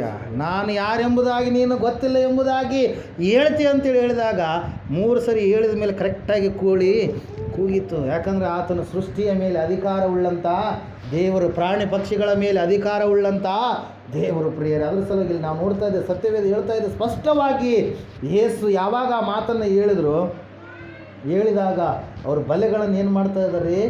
ಎಳಿತಾ ಇದ್ದಾರೆ, ಬರ್ತಾ ಇಲ್ಲ. ಆಮೇಲೆ ಕರಿತಾ ಇದ್ದಾನೆ ಪೇತ್ರ. ಎಲ್ಲರನ್ನು ಕರೆದಾಗ ಎಳೆದಾಗ 2 ದೋಣಿಗಳು ಮುಳುಗುವಷ್ಟು ಏನು ಸಿಕ್ಕುವಂತೆ? ಮೀನುಗಳು ಸಿಕ್ಕು. ಅದೇ ಕೆರೆ, ಅದೇ ಬಲೆಗಳು, ಅದೇ ಮನುಷ್ಯರು, ಅದೇ ದೋಣಿಗಳು. ಆದರೆ ಅಲ್ಲಿ ವ್ಯತ್ಯಾಸ ಏನು? ಯೇಸು ಇದ್ದಾನೆ. ಹಲ್ಲೆಲೂಯಾ, ದೇವರಲ್ಲಿ ಬಂದಿದ್ದಾನೆ. ಆತನು ಅದ್ಭುತ ಮಾಡುವುದಕ್ಕೋಸ್ಕರವಾಗಿ ಅವರ ಜೊತೆಗೆ ಬಂದಿದ್ದಾನೆ ಪ್ರಿಯ. ಅದರ ಸಲುವಾಗಿ ವಾಕ್ಯದಲ್ಲಿ ನಾವು ನೋಡ್ತಾ ಇದ್ದೀವಿ, 2021ನೇ ವರ್ಷ ನಾನು ನಿನ್ನ ಸಂಗಡ ಇರುತ್ತೇನೆ, ನೀನು ಅಂಜಬೇಡ, ಕಳವಳಗೊಳ್ಳಬೇಡ. ನಿರುತ್ಸಾಹ 2020ರಲ್ಲಿ ಆಗಿರ್ಬೋದು, ಆದರೆ ನಿಶ್ಚಯವಾಗಿ ದೇವರು ನಿನಗೇನು ಮಾಡ್ತಾನೆ? ಒಂದು ನಿರೀಕ್ಷೆಯ ವರ್ಷವನ್ನಾಗಿ 2021ನೇ ವರ್ಷವನ್ನು ಇಡಲಿಕ್ಕಿದ್ದಾನೆ ಪ್ರಿಯರೇ. Hallelujah, praise the Lord. ಇನ್ನೊಂದು ಸಂದರ್ಭವನ್ನು ನಾವು ನೋಡ್ತಾ ಇದ್ದೇವೆ, ಲೂಕನ ಬರೆದ ಸುವಾರ್ತೆ 7ನೇ ಅಧ್ಯಾಯದಲ್ಲಿ ಅದು ಆ ವಿಷಯ ಇರುತ್ತೆ. ಕಣ್ಣೀರಿನಿಂದ ಒಬ್ಬ ತಾಯಿ ಸ್ವಂತ ಮಗನನ್ನು ಏನು ಮಾಡಿದ್ದಾರೆ? ಕಳ್ಕೊಂಡಿದ್ದಾಳೆ ಪ್ರಿಯರೇ. ಏನು ಮಾಡಿದಾಳೆ ಆ ತಾಯಿ? ಕಳ್ಕೊಂಡಿದ್ದಾಳೆ. ಎಲ್ಲರೂ ಗೋಳಾಡ್ತಾ ಇದ್ದಾರೆ. ತಂದೆ ಚಿಕ್ಕ ವಯಸ್ಸಿನಲ್ಲಿ, ಮಗು ಚಿಕ್ಕವನಾಗಿರಬೇಕಾದ್ರೆ ತಂದೆ ಏನಾದ? ಸತ್ತು ಹೋದ. ಆಕೆ ವಿಧವೆಯಾಗಿದ್ದಾಳೆ. ಇರುವಂಥ ದಿಕ್ಕು ಆ ಯೌವನಸ್ಥನಾಗಿರ್ತಕ್ಕಂಥ ಕುಮಾರನು ಮಾತ್ರ. ಆ ಸಮಯದಲ್ಲಿ ನಾವು ನೋಡ್ತಾ ಇದ್ದೇವೆ, ಸತ್ಯವೇದ ಹೇಳ್ತಾ ಇದೆ, ಗೋಳಾಡಿ ಹತ್ತ ಮೇಲೆ ಶರೀರವನ್ನು ಏನು ಮಾಡ್ತಾರೆ? ಮಣ್ಣಲ್ಲಿ ಹೂತಾಕ್ತಾರೆ. ಪ್ರತಿಯೊಂದು ಉಸಿರೋದ ಮೇಲೆ ಇದು ಎಲ್ಲಿಗೆ ಹೋಗುತ್ತೆ? ಮಣ್ಣಿಗೆ ಹೋಗುತ್ತೆ. ಪ್ರತಿಯೊಂದು ಕೂಡ ಯಾವುದು ಲೋಕದಲ್ಲಿ ಇದೆಯೋ ತನ್ನ ಕಾಲ ಗತಿಸಿ ಹೋದ ಮೇಲೆ ಅದೇನಾಗುತ್ತೆ? ಮಣ್ಣಲ್ಲಿ ಮಣ್ಣಾಗಿ ಕಲಿತು ಹೋಗುತ್ತೆ ಪ್ರಿಯರೇ. ಅದೇ ರೀತಿಯಾಗಿ ಕುಮಾರನು ಯೌವನಸ್ಥನಾಗಿರುವಂಥ ಸಮಯದಲ್ಲಿ ಆ ತಾಯಿಗೆ ಏನೆಲ್ಲ ಸಹಾಯವನ್ನು ಮಾಡಿದ್ದಾನೋ, ಮುಂದೆ ಭವಿಷ್ಯತ್ತು ಚೆನ್ನಾಗಿರುತ್ತೆ, ಒಳ್ಳೆಯ ಸೊಸೆ ಬರ್ತಾರೆ, ಮೊಮ್ಮಕ್ಕಳು ಕೂಡ ನಾನು ಆಟ ಆಡಬೇಕು, ಏನೆಲ್ಲ ಕಾರ್ಯಗಳನ್ನು ಆ ತಾಯಿ ಆ ಸಮಯದಲ್ಲಿ ಮಾಡಿಕೊಂಡಿದ್ದಾಳೆ ಪ್ರಿಯರೇ. ಆದರೆ ಸಡನ್ನಾಗಿ ಆ ಯೌವನಸ್ಥ ಹುಡುಗನಿಗೆ ಅಸ್ವಸ್ಥತೆ ಉಳ್ಳವನಾಗಿ ಅವನು ತನ್ನ ಪ್ರಾಣವನ್ನು ಕಳೆದುಕೊಂಡು ಬಿಟ್ಟ ಪ್ರಿಯರೇ. ಅವನ ಉಸಿರು ನಿಂತೋದಂಥ ಸಮಯದಲ್ಲಿ ಎಲ್ಲರೂ ಬಂಧು ಮಿತ್ರರು ಬರ್ತಾ ಇದ್ದಾರೆ. ಬಂದು ಹತ್ತು ಆಡಿ ಅಳ್ತಾ ಇದ್ದಾರೆ, ಗೋಳಾಡ್ತಾ ಇದ್ದಾರೆ, ವೇದನೆಯಿಂದ ತುಂಬಿದ್ದಾರೆ ಪ್ರಿಯರೇ. ಸಮಯ ಆಯಿತು. 1 ದಿವಸ ಕಳೆದ ಮೇಲೆ ಆ ಮಗುವನ್ನು ಏನು ಮಾಡ್ತಾ ಇದ್ದಾರೆ? ಸತ್ತು ಹೋಗಿರ್ತಕ್ಕಂಥ ಆ ಯೌವನಸ್ಥನನ್ನು ಚಟ್ಟದ ಮೇಲೆ ಹೊತ್ತುಕೊಂಡು ಏನು ಮಾಡ್ತಾ ಇದ್ದಾರೆ? ಸಮಾಧಿ ಮಾಡುವುದಕ್ಕೋಸ್ಕರವಾಗಿ ಅಗಸೆಯಿಂದ ಹೊರಗಡೆ ಬರ್ತಾ ಇದ್ದಾರೆ ಪ್ರಿಯರೇ. ಎಲ್ಲಿಗೆ ಬರ್ತಾ ಇದ್ದಾರೆ? ಸಮಾಧಿ ಕಾರ್ಯಕ್ರಮ ಮಾಡುವುದಕ್ಕೋಸ್ಕರವಾಗಿ ಸ್ಮಶಾನಕ್ಕೆ ಕರೆದುಕೊಂಡು ಹೋಗ್ತಾ ಇದ್ದಾರೆ. ಇವರು ಈ ಕಡೆಯಿಂದ ಹೋಗ್ತಾ ಇದ್ದಾರೆ, ಆ ಕಡೆಯಿಂದ ಯಾರು ಬರ್ತಾ ಇದ್ದಾರೆ? ಯೇಸು ಸ್ವಾಮಿ ಬರ್ತಾ ಇದ್ದಾರೆ. ಹಲ್ಲೆಲೂಯಾ. ಎಲ್ಲಿಗೆ ಬರ್ತಾ ಇದ್ದಾರೆ? ಅವರಿರುವಂಥ ಸ್ಥಳಕ್ಕೆ ಬರ್ತಾ ಇದ್ದಾರೆ. ಸ್ಥಳಕ್ಕೆ ಬಂದು ದೇವರ ವಾಕ್ಯದಲ್ಲಿ ನಾವು ನೋಡ್ತಾ ಇದ್ದೇವೆ, 7ನೇ ಅಧ್ಯಾಯ ಸಂಪೂರ್ಣವಾಗಿ ಹೇಳ್ತಾ ಇದೆ. ಏನಂತೇಳಿ ಅಂದರೆ, ಆ ಯೇಸು ಅಲ್ಲಿಗೆ ಬಂದು ಏನಂತೇಳಿ ಹೇಳ್ತಾ ಇದ್ರು. ಒಂದು ಸಾರಿ ಓದ್ತೀರಾ? 11ನೇ ವಚನ ಓದ್ರಿ. ಸ್ವಲ್ಪ ಕಾಲದ ಮೇಲೆ ಆತನು ನಾಯಿನೆಂಬ ಊರಿಗೆ ಹೋದನು. ಆತನ ಜೊತೆಯಲ್ಲಿ ಆತನ ಶಿಷ್ಯರು ಇನ್ನೂ ಅನೇಕ ಜನರು ಹೋಗುತ್ತಿದ್ದರು. ಆತನು ಊರು ಬಾಗಿಲಿನ ಹತ್ತಿರಕ್ಕೆ ಬಂದಾಗ ಸತ್ತು ಹೋಗಿದ್ದ ಒಬ್ಬನನ್ನು ಹೊರಗೆ ತರುತ್ತಿದ್ದರು. ಹಲ್ಲೆಲೂಯಾ. ಇವನು ತನ್ನ ತಾಯಿಗೆ ಒಬ್ಬನೇ ಮಗನು, ಆಕೆಯು ಗಂಡ ಸತ್ತವಳಾಗಿದ್ದಳು. ಆಕೆಯ ಸಂಗಡ ಗ್ರಾಮಸ್ಥರು ಅನೇಕರಿದ್ದರು. ಹಲ್ಲೆಲೂಯಾ. ಅವರೆಲ್ಲರೂ ಬರ್ತಾ ಇದ್ದಾರೆ, ಭಾಳ ದುಃಖದಲ್ಲಿದ್ದಾರೆ, ಭಾಳ ಕಣ್ಣೀರಿನಲ್ಲಿದ್ದಾರೆ, ಭಾಳ ವೇದನೆಯಲ್ಲಿ ಇದ್ದಾರೆ ಪ್ರಿಯರೇ. ಸ್ವಾಮಿಯಲ್ಲಿ ಅಲ್ಲಿ ವಾಕ್ಯ ಹೇಳ್ತಾ ಇದೆ, ಆಕೆಯನ್ನು ಕಂಡು, ಯಾರನ್ನ? ಆ ತಾಯಿಯನ್ನು ಕಂಡು ಕನಿಕರಿಸಿ ಒಂದು ಮಾತನ್ನು ಹೇಳ್ತಾ ಇದ್ದಾರೆ ಪ್ರಿಯರೇ. ನೋಡ್ರಿ, ಅಳಬೇಡ ಎಂದು ಆಕೆಗೆ ಹೇಳಿ. ಯಾರಿಗೆ ಹೇಳ್ತಾ ಇದ್ದಾರೆ? ಮಗನನ್ನು ಕಳೆದುಕೊಂಡಿರ್ತಕ್ಕಂಥ ತಾಯಿಗೆ, ಗಂಡ ತೀರಿ ಹೋಗಿರ್ತಕ್ಕಂಥ ಆ ತಾಯಿಗೆ ಹೇಳ್ತಾ ಇದ್ದಾರೆ ಪ್ರಿಯರೇ. ಯಾಕಂದರೆ ನಮ್ಮ ದೇವರು ಎಂಥ ದೇವರಾಗಿದ್ದಾನೆ? ಕಠಿಣವಾಗಿರುವ ದೇವರಲ್ಲ, ಕಾಡುವಂಥ ದೇವರಲ್ಲ. ದೇವರು ಎಂಥ ದೇವರತ? ಕನಿಕರವುಳ್ಳಂಥ ದೇವರು. ಹಲ್ಲೆಲೂಯಾ. ಆತನ ಕೋಪ ಕ್ಷಣ ಮಾತ್ರ, ಆದರೆ ಆತನ ಅನುಗ್ರಹ ಹೆಂಗಿರುತ್ತೆ? ಜೀವಮಾನವೆಲ್ಲ ಇರುತ್ತೆ. ನಮ್ಮ ಲೈಫ್ ಲಾಂಗ್ವರೆಗೂ ದೇವರ ಕೃಪೆ ಇದ್ದರೆ, ಆತನ ಒಂದು ವೇಳೆ ನಾವೇನಾದರೂ ತಪ್ಪು ಮಾಡಿದಾಗ ಕೊಳ್ತಾನೆ. ಕೋಪ ಎಷ್ಟೊತ್ತಿರುತ್ತೆ ರೀ? ಅದು ಸ್ವಲ್ಪ ಹೊತ್ತು ಮಾತ್ರ. ಅದ್ರ ಸಲುವಾಗಿ ಪೌಲನು ಹೇಳ್ತಾನೆ ಎಫೆಸದವರಿಗೆ ಬರೆದ ಪತ್ರಿಕೆಯಲ್ಲಿ 4ನೇ ಅಧ್ಯಾಯದಲ್ಲಿ, ನಿಮ್ಮ ಸಿಟ್ಟು ಹೆಂಗಿರ್ಬೇಕಂದ್ರೆ ಪೂರ್ವಕ್ಕೂ ಹುಟ್ಟಿ ಪಶ್ಚಿಮಕ್ಕೆ ಮುಳುಗ್ತಾನೆ. ಯಾರು? ಸೂರ್ಯ. ಅಷ್ಟರ ಒಳಗಡೆ ನಿಮ್ಮ ಕೋಪ ಏನಾಗಬೇಕು? ಸಿಟ್ಟು ಏನಾಗಬೇಕು?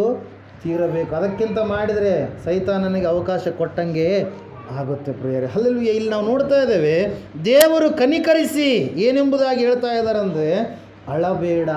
ಏನಂತ ಹೇಳ್ತಾ ಇದ್ದಾರೆ? ಅಳೋದಕ್ಕೆ ನೀನು ಹೋಗಬೇಡ ಅಂತೇಳಿ ಹೇಳಿ ಚಟ್ಟದ ಹತ್ರಕ್ಕೆ ಬರ್ತಾ ಇದ್ದಾರೆ ಪ್ರಿಯರೇ. ಅವ್ರು ಅಂದ್ಕೊಳ್ತಾ ಇದ್ದಾರೆ, ಏನಪ್ಪ ನಾವೇನು ಮಾಡ್ತಾ ಇದ್ದೀವಿ? ಯಾರಾದರೂ ಶವ ಹೋಗ್ತಾ ಇದ್ರೆ ನೀವು ಎದುರು ಹೋಗ್ತೀರಾ? ಏನಂತೀವಿ ನಾವು? ಅಪಶಕನ, ಅದು ಇದು ಏನೆಲ್ಲ ಅಂತೀವಿ. ಆ ಸಮಯದಲ್ಲಿ ದೇವರು ನೋಡ್ರಿ ಎಂತಹ ಮಹತ್ ಕಾರ್ಯವನ್ನು ಮಾಡ್ತಾ ಇದ್ದಾರೆ ಅಂದರೆ, ಆ ಚಟ್ಟದ ಹತ್ರಕ್ಕೆ ಹೋಗ್ತಾ ಇದ್ದಾರೆ. ಅವ್ರು ಹಾಗೆ ಮುಂದಕ್ಕೆ ಹೋಗ್ತಾ ಇದ್ದಾರೆ. ಅವರಿಗೆ ಗೊತ್ತಿಲ್ಲ ಯೇಸುವಿನ ಶಕ್ತಿ ಏನೆಂಬುದಾಗಿ, ಯೇಸು ಕ್ರಿಸ್ತನು ಯಾರು ಎಂಬುದಾಗಿ. ಆ ಸಮಯದಲ್ಲಿ ಚಟ್ಟದ ಹತ್ತಿರಕ್ಕೆ ಹೋಗಿ ಏನು ಮಾಡ್ತಾ ಇದ್ದಾರೆ ಅಂದರೆ, ಅದನ್ನು ಅವ್ರು ಹಂಗೆ ಹೊತ್ಕೊಂಡು ಹೋಗ್ತಾ ಇದ್ದಾರೆ. ಚಟ್ಟ ಹೊತ್ಕೊಂಡು ಹೋಗ್ತಾ ಇದ್ದಾರೆ.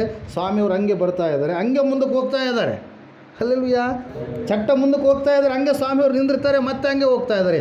ಆದರೆ ಯಾವಾಗ ಸ್ವಾಮಿಯವರು ಆ ಚಟ್ಟದ ಹತ್ತಿರಕ್ಕೆ ಬಂದು ಏನು ಮಾಡಿದ್ರಂತೆ? ಆ ಚಟ್ಟವನ್ನು ಮುಟ್ಟಿದರು.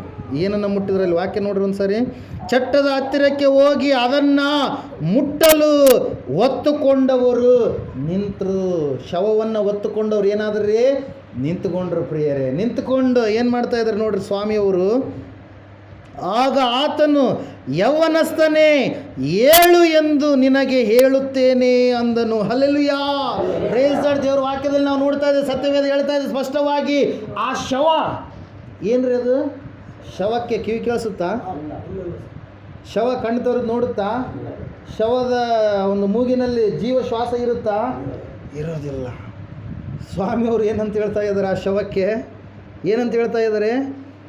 ಏಳು, ನೀನು ಎದ್ದೇಳು ಎಂಬುದಾಗಿ ಒಂದೇ ಒಂದು ಮಾತನ್ನು ಹೇಳ್ತಾ ಇದ್ದಾರೆ ಪ್ರೇಯರ್. ಅವರೆಲ್ಲರೂ ಅಂದುಕೊಳ್ತಾ ಇದ್ದಾರೆ. ಏನಂತೇಳಿ ಅಂದುಕೊಳ್ತಾ ಇರ್ತಾರೆ? ಕೆಲವೊಬ್ರು ಗೇಲಿ ಮಾಡ್ತಾರೆ. ಏನು ಮಾಡ್ತಾರೆ? ಸತ್ಸರ ಜೊತೆ ಯಾರನ್ನ ಮಾತಾಡೋದು ಉಂಟಾ? ಕೆಲವೊಬ್ರು ಅಂದ್ಕೊಂಡ್ರು ಇತೇನು ಕುಡಿದು ಬಂದನಲ್ಲಪ್ಪ. ಅಲ್ಲೆಲ್ಲ ಕೆಲವೊಬ್ರು ಅನೇಕವಾಗಿರ್ತಕ್ಕಂಥ ಗೇಲಿ ಮಾತುಗಳನ್ನು ಮಾತಾಡಿರ್ತಾರೆ. ಯಾಕಂದರೆ ಅವರು ಕೂಡ ಮನುಷ್ಯರೇ, ನಾವು ಕೂಡ ಮನುಷ್ಯರೇ. ನಮ್ಮ ರೀತಿಯಲ್ಲಿ ಅವರು ಕೂಡ ಜೀವಿಸಿದಂಥ ವ್ಯಕ್ತಿಗಳೇ ಪ್ರಿಯರೇ. ಹಲ್ಲೆಲೂಯಾ. ಏನೆಲ್ಲ ಅಂದ್ಕೊಳ್ತಾ ಇದ್ದಾರೆ. ಯಾವಾಗ ಆತನ ಬಾಯಿಂದ ಏಳು ಎನ್ನುವಂಥ ಮಾತು ಬಿಡುಗಡೆ ಆಯಿತು, ಆ ಒಂದು ಜೀವ ಶ್ವಾಸ ಎನ್ನುವಂಥದ್ದು ಹೋಗಿರುವಂಥದ್ದು ಪುನಃ ಎಲ್ಲಿ ಹೋಗ್ತಾ ಇದೆ? ಈಗ ಮೂಗಿನ ಮೂಲಕವಾಗಿ ಶವವಾಗಿರ್ತಕ್ಕಂಥ ಆ ಕುಮಾರನ ಒಳಗಡೆ ಹೋಗ್ತಾ ಇದೆ ಪ್ರಿಯರೇ. ಹಲ್ಲೆಲೂಯಾ. ಅಲ್ಲಿ ವಾಕ್ಯದಲ್ಲಿ ನಾವು ನೋಡುತ್ತೇವೆ, ಓದುತ್ತೇವೆ, ಏಳುತ್ತೇನೆ ಅಂದನು, ಅನ್ನುತ್ತಲೇ ಸತ್ತಿದ್ದವನು ಎದ್ದು ಕೂತುಕೊಂಡನು, ಮಾತಾಡುವುದಕ್ಕೆ ತೊಡಗಿದನು. ಹಲ್ಲೆಲೂಯಾ. ಸತ್ತಿರ್ತಕ್ಕಂಥ ವ್ಯಕ್ತಿ ಎದ್ದು ಬಂದ್ರಪ್ಪ ಅಂದ್ರೆ ಇಷ್ಟು ಹೊತ್ತು 1 ದಿವಸಗಳ ಕಾಲ ಇಟ್ಕೊಂಡಿದ್ದಾರೆ, ಚಟ್ಟದ ಮೇಲೆ ಹೊತ್ಕೊಂಡು ಸಮಾಧಿ ಮಾಡಬೇಕಂತೇಳಿ ಹೋಗ್ತಾ ಇದ್ದಾರೆ. ಸತ್ತಿರ್ತಕ್ಕಂಥ ಶವವಾಗಿರ್ತಕ್ಕಂಥ ವ್ಯಕ್ತಿಯ ಬಳಿಗೆ ಸ್ವಾಮಿಯವರು ಬಂದು ಆ ತಾಯಿಯನ್ನು ನೋಡಿ ಕನಿಕರಿಸಿ ಆಕೆಯ ದುಃಖವನ್ನು ಪರಾಂಬರಿಸಬೇಕೆಂಬುದಾಗಿ ಆ ಕುಮಾರನನ್ನು ಏನು ಮಾಡ್ತಾ ಇದ್ದಾರೆ, ಎಬ್ಬಿಸ್ತಾ ಇದ್ದಾರೆ. ಎಬ್ಬಿಸಿದಂಥ ಸಮಯದಲ್ಲಿ ಅವರ ಪರಿಸ್ಥಿತಿ ಹೆಂಗಾಗಿರುತ್ತೆ ನೋಡ್ರಿ, ಆಲೋಚನೆ ಮಾಡಿ. ಒಬ್ಬೊಬ್ಬರಿಗೆ 1-2 ಹೋಗಿರ್ತಾವ, ಏನಪ್ಪ ದೆವ್ವ ಬಂತು ಅಂತೇಳಿ ಎಲ್ಲರೂ ದಿಕ್ಕಪಾಲ ಏನು ಮಾಡ್ತಾ ಇದ್ದಾರೆ, ಓಡ್ತಾ ಇದ್ದಾರೆ ಪ್ರೇರ. ಆದರೆ ಯೇಸು ಅಲ್ಲಿ ವಾಕ್ಯ ಹೇಳ್ತಾ ಇದೆ, ಆ ಯೌವನಸ್ಥನನ್ನು ಆ ತಾಯಿಗೆ ಏನು ಮಾಡಿದ್ರಂತ್ರಿ, ಒಪ್ಪಿಸಿಕೊಟ್ರು. ಹಲ್ಲೆಲೂಯಾ. ಯೇಸು ಅವನನ್ನು ಅವನ ತಾಯಿಗೆ ಕೊಟ್ಟನು. ಎಲ್ಲರೂ ಏನಾದ್ರಂತೆ, ಭಯ ಹಿಡಿದವರಾಗಿ, ಮಹಾಪ್ರವಾದಿಯು ನಮ್ಮಲ್ಲಿ ಎದ್ದಿದ್ದಾನೆ, ದೇವರು ತನ್ನ ಜನರಿಗೆ ದರ್ಶನವನ್ನು ಅನುಗ್ರಹಿಸಿದ್ದಾನೆ ಎಂದು ದೇವರನ್ನು ಕೊಂಡಾಡುವವರಾದರು. ಈ ವಾರ್ತೆಯು ಯೂದಾಯದಲ್ಲಿಯೂ ಸುತ್ತಲಿರುವ ಎಲ್ಲ ಪ್ರಾಂತ್ಯದಲ್ಲಿಯೂ ಹಬ್ಬಿತು ಎಂಬುದಾಗಿ. ಹಲ್ಲೆಲೂಯಾ.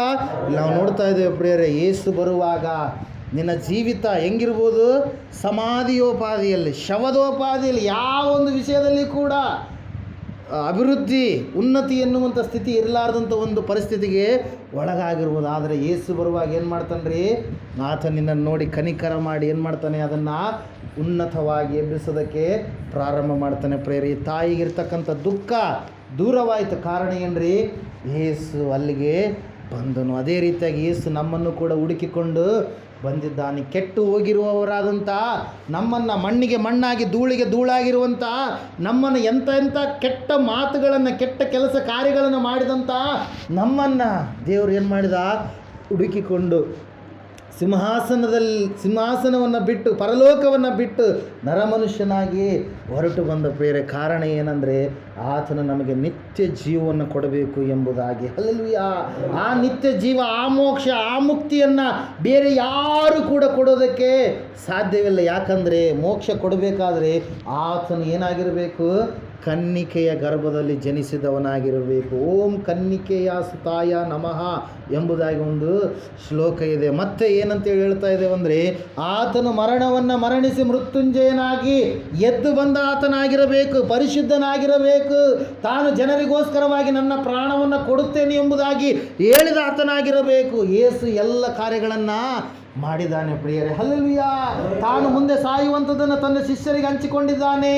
ಮತ್ತೆ ಜನರಿಗೆಲ್ಲರಿಗೆ ಹೇಳ್ತಾನೆ, ಈ ದೇವಾಲಯವನ್ನು ನೀವು ಕೆಡವಿರಿ, 3 ದಿವಸದಲ್ಲಿ ನಾನು ಪುನಃ ಕಟ್ಟುತ್ತೇನೆ ಅಂತೇಳಿ. ಹಲ್ಲೆಲೂಯಾ.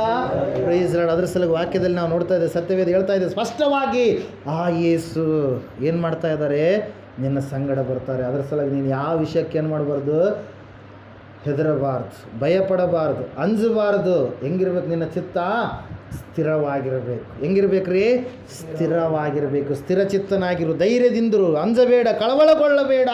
ನೀನು ಹೋಗುವಲ್ಲೆಲ್ಲ ನಿನ್ನ ದೇವರಾದ ಯೆಹೋವನು ನಿನ್ನ ಸಂಗಡ ಇರುತ್ತಾನೆ. ಯಾಕೆ ನಮ್ಮ ಸಂಗಡ ಇರುತ್ತಾನೆ?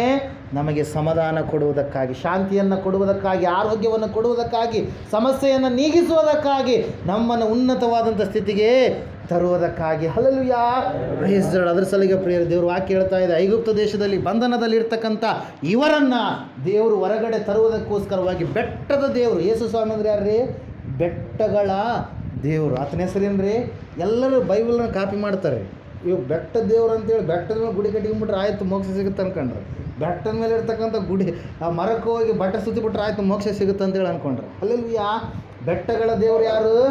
ಯೇಸು. ಆ ಬೆಟ್ಟಗಳ ದೇವರು ಆ ಬೆಟ್ಟದ ಮೇಲೆ ಇಳಿದು ಬಂದು ಮೋಶೆ ಸಂಗಡ ಮಾತಾಡಿದ ಆ ಕಾರ್ಯವನ್ನು ಮೋಶೆಯ ನಂತರ ಯಾರಿಗೆ ಒಪ್ಪಿಸಿಕೊಡ್ತಾ ಇದ್ದಾರೆ?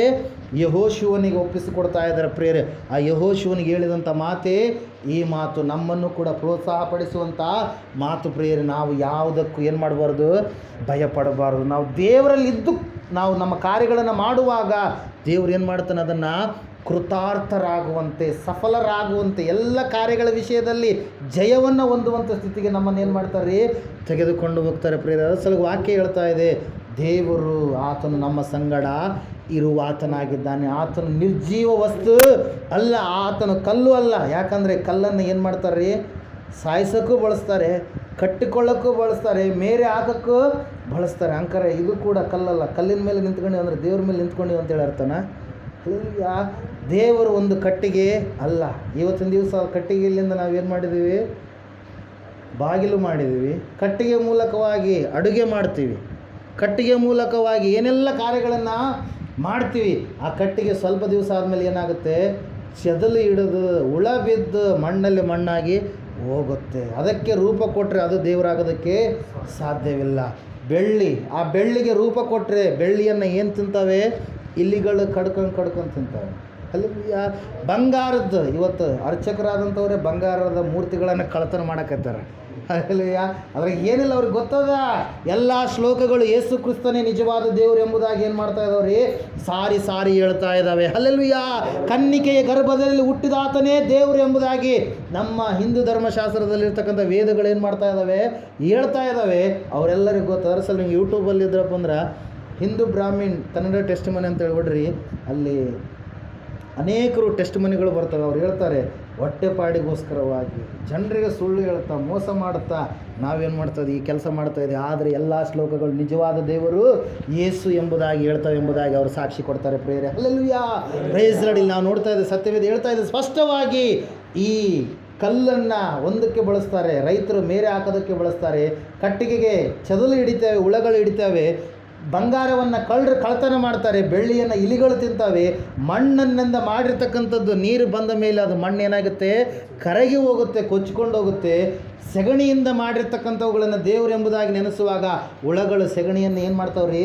ತಿಂತವೆ ಪ್ರಿಯರೇ. ಆದರೆ ಸೃಷ್ಟಿಕರ್ತನಾದ ದೇವರು ಮನುಷ್ಯರ ಕೈಯಿಂದ ರೂಪುಗೊಳ್ಳುವ ಆತನಲ್ಲ. ಮನುಷ್ಯರನ್ನು, ಲೋಕಗಳನ್ನು, ಸರ್ವಲೋಕದಲ್ಲಿರ್ತಕ್ಕಂಥ ಪ್ರತಿಯೊಂದು ಜೀವಿಯನ್ನು ಉಂಟು ಮಾಡಿದಂಥ ಸೃಷ್ಟಿಕರ್ತನ ಪ್ರಿಯರೇ. ಆ ದೇವರು ನಮಗೆ ಸಿಕ್ಕಿದ್ದಾನೆ. ಆ ದೇವರು ಜಕ್ಕಲ್ದಿನ್ನಿ ಗ್ರಾಮದಲ್ಲಿ ಕಾಲಿಡುವಂಥ ಸಹಾಯ ಮಾಡಿದ್ದಾನೆ. ಅದಕ್ಕೋಸ್ಕರವಾಗಿ ನಾವೇನು ಮಾಡಬೇಕು ರೀ? ದೇವರನ್ನ ಸ್ತುತಿ ಮಾಡಬೇಕು. ದೇವ್ರ ವಾಕ್ಯ ಹೇಳ್ತಾ ಇದೆ, ದೇವರು ನಮ್ಮ ಸಂಗಡ ಇರುವಾತನಾಗಿದ್ದಾನೆ. ಅದೇ ವಾಕ್ಯ ಸಾಕು ನಮಗೇನ್ರಿ? ನಮ್ಮ ದೇವರು ನಮ್ಮ ಸಂಗಡ ಇರೋದಕ್ಕೋಸ್ಕರವಾಗಿ ಇಮ್ಮಾನುವೇಲನಾಗಿ ಈ ಲೋಕಕ್ಕೆ ಹೊರಟು ಬಂದಿದ್ದಾನೆ. ಈ ಸಮಯದಲ್ಲಿ ನಾವೆಲ್ಲರೂ ನಿಂತ್ಕೊಳ್ಳೋಣ, ಪ್ರಾರ್ಥನೆ ಮಾಡಿಕೊಳ್ಳೋಣ. ದೇವರ ವಾಕ್ಯ ಹೇಳ್ತಾ ಇದೆ, ಯೇಸು ಬರುವಾಗ ಒಂದು ಅದ್ಭುತ ಉಂಟು, ಯೇಸು ಬರುವಾಗ ಸಮಾಧಾನ ಉಂಟು, ಯೇಸು ಬರುವಾಗ ಸೌಖ್ಯತೆ ಉಂಟು, ಯೇಸು ಬರುವಾಗ ಅವಮಾನದ ಪರಿಸ್ಥಿತಿ ಎರಡರಷ್ಟು ಮಾನ ಪರಿಸ್ಥಿತಿಯಾಗಿ ಬದಲಾಗುವಂಥ ಸ್ಥಿತಿ ಉಂಟು.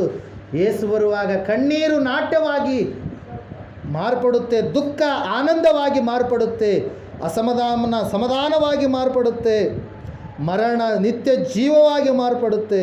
ಯೇಸು ಬರುವಾಗ ಸಮಸ್ಯೆಯು ಪರಿಹಾರವಾಗಿ ಸಮಾಧಾನವಾಗಿ ಉನ್ನತವಾಗಿರ್ತಕ್ಕಂಥ ಸ್ಥಿತಿಯಲ್ಲಿ ಯೇಸು ನಡೆಸ್ತಾರೆ ಪ್ರಿಯರೇ. ಯಾಕಂದರೆ ಆತನು ನಿನ್ನನ್ನು ಕೈ ಬಿಡುವ ದೇವರಲ್ಲ, ಕೈ ಹಿಡಿದು ನಡೆಸುವ ದೇವರು. ನಿನ್ನ ಜೀವಮಾನದಲ್ಲೆಲ್ಲ ನೀನು ಯಾರ ಸಂಗಡ ಕೂಡ ಕೆಳಮಟ್ಟದವನೇ ಆಗಿ ಅಲ್ಲ, ನಿನ್ನನ್ನು ಬಾಲವನ್ನಾಗಿ ಅಲ್ಲ, ನಿನ್ನನ್ನು ನಾನು ಶಿರಸ್ಸನ್ನಾಗಿ ಇಡುವೆನೆಂಬುದಾಗಿ ವಾಗ್ದಾನ ಮಾಡಿದಂಥ ದೇವರು ಆತನಾಗಿದ್ದಾನೆ ಪ್ರಿಯರೇ. ಹಲ್ಲೆಲೂಯಾ. ಈ ಸಮಯದಲ್ಲಿ ಆ ವಾಗ್ದಾನವನ್ನು ನಾವು ಸ್ವೀಕಾರ ಮಾಡೋಣ. ಅಂಜಬೇಡ, ಕಳವಳಗೊಳ್ಳಬೇಡ, ಧೈರ್ಯದಿಂದಿರು, ಸ್ಥಿರಚಿತ್ತನಾಗಿರು. ನೀನು ಹೋಗುವಲ್ಲೆಲ್ಲ 2021ನೇ ವರ್ಷ ಯಾವ ಕಾರ್ಯಗಳನ್ನು ನೀನು ಮಾಡಲಿಕ್ಕಿದೆಯೋ, ನೀನು ಹೋಗುವಲ್ಲೆಲ್ಲ ನಿನ್ನ ದೇವರಾದ ಯೆಹೋವನು ನಿನ್ನ ಸಂಗಡ ಇರುತ್ತಾನೆ. ಯಾಕಂದರೆ ಆತನ ಹೆಸರು ಇರುವಾತನೇ ಆಗಿದ್ದೇನೆ ಎಂಬುದಾಗಿ. ನಾನೇ ಆಗಿದ್ದೇನೆ.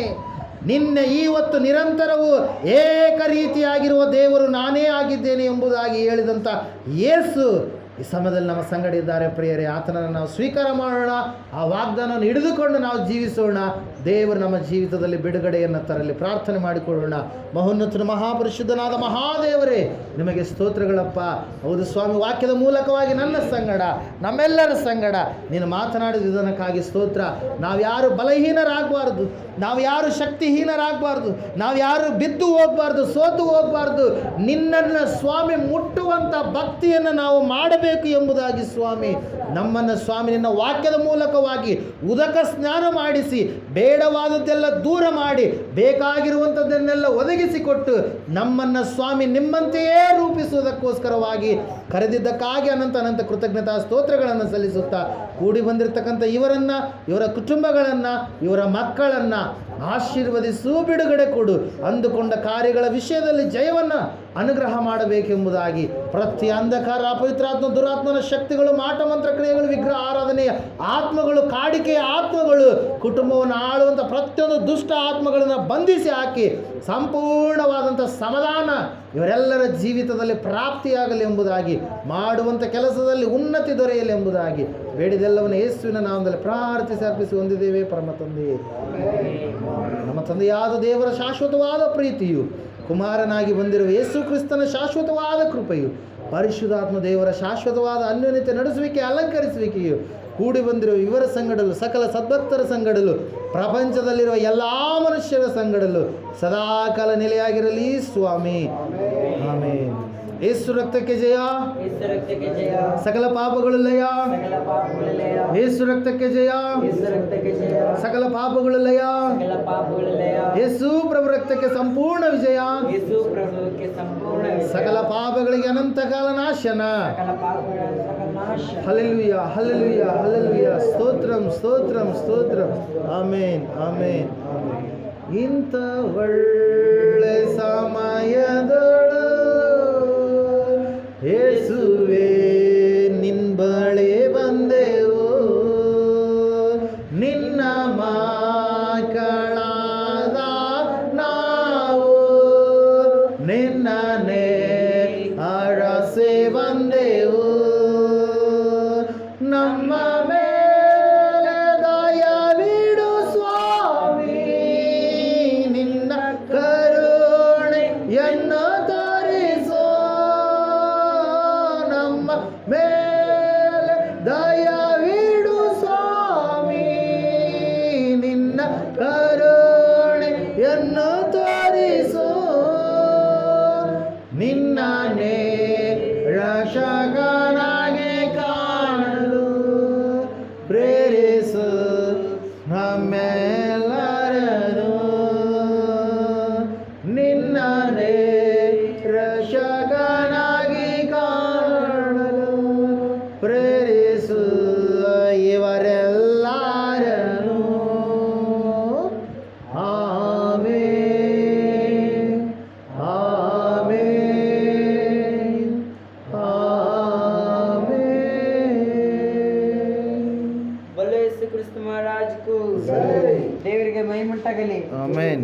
ದೇವರಿಗೆ ಸ್ತೋತ್ರ ಉಂಟಾಗಲಿ. ಆಮೆನ್. बोलो यीशु क्रिस्त महाराज को हालेलुया, ಹಲ್ಲೆಲೂಯಾ, हालेलुया, ಹಲ್ಲೆಲೂಯಾ.